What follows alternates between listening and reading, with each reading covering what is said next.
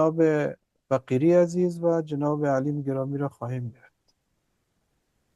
ما میخوایم ضرابی صاحب راجع به استقلال و توهم آزادی اگر اجازه بدین یک چند لحظه صحبت کنم. بفرمایید. دوستان عزیز، وطنداران نهایت گرامی، یکی کتاب هاست، یکی واقعیت ها، یا یکی قالب هاست که فیلسوفا شاعرانه گفته، اما یکی دنیای عمل. هیچ کسی مدعی شده نمیتونه که بگویم همین قرآن مکمل عمل کردیم، در حالی که خاتم الانبیا میگه، آخرین حرفش به حضرت متعال به خداوند میگه من تو را نشناختم به او وجهی که باید مشناختم.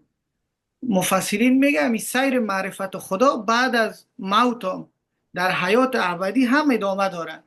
وقتی که یک پدیده معرفتش تمام شد، او خب از پدیده خدایی بوده نمیتونه. صفت خدایی همیست که معرفتش پایان ناپذیر باشه. ایگه پس خاطر گفتم که ما همین کتاب و عمل و واقعیت است بفهمیم صحیح.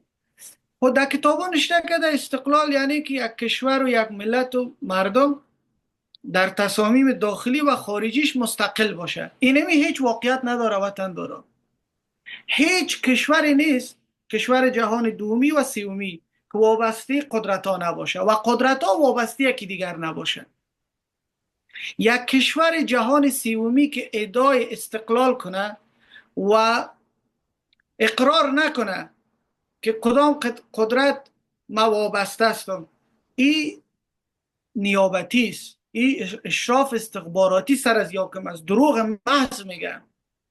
در روابط بین الملل میگه کشورهای جهان سومی بدون وابستگی قدرت ها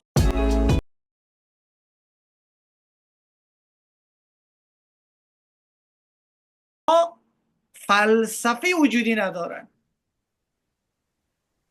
خود در دنیا 4 قدرت هست امروز: امریکا، چین، اتحادیه اروپا و روسیه. شورای منتخب مردمی را رقم بزن که مردم رای بتن. ما میخواهیم که امریکا در بگرام برای 10 سال حضور داشته باشه و این قدر پول بر ما بده و اینی کارا را کنه، یا اصلا نبیاید. یا ای که اگر ما با امریکا این گونه روابط داریم، با روسیه چگونه داشته باشیم. یعنی این خط مش سیاسی خارجی خوده. سعی کنین خط مش سیاست خارجی و توسعه منابع داخلی افغانستان به خرد سیاسی تعلق داره که طالب شمیش هم نداره، ذرهش هم نداره. حتی طالب نمیفهمه که قدرت خود چطور نگاه کنه.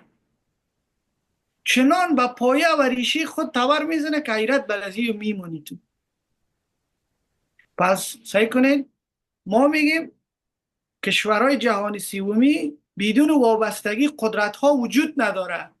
باز اگر کسی ادعای استقلال میکنه و وابستگی خود پنهان میکنه، ما خوجه میگیم او برادر گل پول هفتوار تکی میته. فضای افغانستان ETC Air Traffic Control در دست امریکایی ها. هیچ از تو اجازه را گرفت. ایمن الظواهری را زد. ما و تو طالب از رسانه ها شنیدیم که امریکا نیتی کار کرد. کل فضای تمیول در اختیارشه. از یک گوشی افغانستان یک پایگاه امریکا را در ابوظبی در قطر خودشان یک تا فایر میکنن، میگن دفاع مشروع باز میه، در 4 ساعت صفرت میکنن. ببین عقلانیت همیش مردم افغانستان، نمایندگی هایتان لوی جرگه یا نشست همگانی بیاین سر خاک خودتان تصمیم بگیرید که ما چی کنیم. خط مش سیاسی وزارت خارجه تان معلوم کنید. شایسته سالاری انتخابات قدرت مشروع این همی توصیه است دیگه. اینا گپای بسیار کلان زدن. افغانستان استقلال داره که قبرستان قدرت هاست. که قبرستان قدرت ها در طول 20 سال 2000 چند تا عسکر امریکایی مرد و به لک ها افغانی اردوی ملی، به میلیون بیوه و یتیم، به میلیون فقیر، 90% گرده را مفروشه، دختر خود مفروشه. اینی واقعیت است. این توهم آزادی داری او برادر، تو توهم داری، مریض هستی. واقعیت امر بفهم. این شما سعی کنید، ما یک همسایه ما ایران، بله، در سیاست خارجی خود مستقل است، از این ما منکر شده نمیتونیم، یک قدرت منطقوی است، اما در شروع تو میگی که امریکایی کمک نکرد ملاها را که تا در قدرت رسید، اروپایی کمکشان نکرد. این همه تو که قلب، گرده، چشم، اعضای بدن ارتباط داره، کشورها با یکی دیگه ارتباطات دارن و وطندارای عزیز، لاف و پتا. خب یک سرما ما امریکا را از افغانستان شکست دادیم. امریکا را کی آورد؟ امریکا خب معلول بود. علت آمدن امریکا کی بود؟ بن لادن یک هفته وقت افغانستان را ترک کو. این رای حل. بیادر برای از وطن من و خاطر یک عرب تو مادر بمبار سر ما آوردی و امروز هم دعوای استقلال تو داری. چه رقم شعور باشه که گپ تو را قبول کنه؟ چه رقم عقل باشه؟ وطندارای عزیز، هیچ کشور به استقلال نرسیده در یک روز، در یک شب، بدون وابستگی قدرت ها و امیال هم وابسته هستند. هیچ، ما امی استقلال بفهمیم مانایش صحیح. سیاست روح و ماهیتش ارتباط صحنه بین الملل. سیاست مدیریت و توسعه در امور داخلی منشهش مردم است و افکار عمومی. ما کجا مردم هستیم؟ ما توده هستیم. یک کس می مرا شمالی وال گفته، بازی میته تاجیک گفته، یکی می ازبک گفته، یکی می سنی و شیعه گفته. ما کجا مردم شدیم؟ امی حاکمیت مردمی ما کدام زمان رقم خورده که ما متحد شدیم و یک انقلاب کردیم که باز وطن هم بردیم به سوی توسعه. افغانستان هم هیچ خوب برو در همین گپی که برادر ما گفت، همین کانت آلمانی ها میگه اولین قدم دانایی همیست که جهلت قبول کنی. این جهلت قبول کردن شهامتت است. اینمی سرنوشت افغانستان در دست کسان نتین او وطندار عزیز، در پیش به خدا مسئول هستین و تحدث و اخبارها. آیشمن گفت که گفت تو چرا گفت میلیون ها نفر کشتی؟ نفر دست راست هتلر بود. گفت چرا گفت میلیون ها نفر کشتی؟ آنارین باز کتاب نشته کرد محکمه. آیشمنی را بخوانین حتما دوستا. آیشمن به محکمه جواب داد، به قاضی گفت هر چیزی که سر ما عمر جواب میداد هتلر. گفت من فقط اطاعت میکردم. هانارن گفت وظیفه شناس بی وجدان بود. تو چطور یک امری را اطاعت میکنی که درو به وطندارت خیر نیست، درو به وطنت خیر نیست؟ ما والا آفرین میگم به می استانگزی کسی که در وزارت خارجه طالبا بود. این همی شهامت است. بخیزین اپوزیسیونتان اعلان کنین. بهترین سیاست در مقابل رهبر سیاسی تفکر انتقادی است. چاپلوسی تباه میکنه سیاست، آزادی را از بین میبره، شرفه. این در کشمکش های داخل 20 ساله افغانستان کلگی بعد استادت ها شیر میخوان، بعد از خدا و پیغمبر و عامر صاحب تو بودی. این چی مانا داره؟ و برادر نقدش کو، فلانه را نقد کو، مردانوار بخی گپ حق بزن. باند ولایت بلخ صندوق باند، مردم رای بتن، برو یا باش. این حالا که تو در بلخ صندوق میموندی، یکی دیگه در جوزجان میموند، یکی دیگه در هلمند میموند. این والیا رو مردم انتخاب میکرد. والیا که انتخاب میشد در سال 2021 مویب زنگ نمیزد که والی را میگفت بتی طالبه. خب والی را این تعیین کرده بود. زرابی صاحب جان گپا گرفتید، چون والی را اگه مردم تعیین میکرد خب بازی از مردم رای میگرفت والی. خب والی از جایی که آمده بود از همو جمع کرد، گفت بتم، گفت بتی. چاپلوسی یعنی چی؟ مردانوار بخیزین گپ حق بزنین. چی کسی که در اپوزیسیون افغانستان است، چی کسی که در داخل است. تفکر انتقادی. اگر تفکر انتقادی رو تواناییش نداری، خیپشو در سیاست بازی نکن. حیات مردم است. 40 سال است که حیات مردم افغانستان نسل در نسل شما تباه و برباد کردین. خائنین و جنایتکار هستین. کسی که در سیاست وارد میشی و توان انتقال این بار امانت نداری.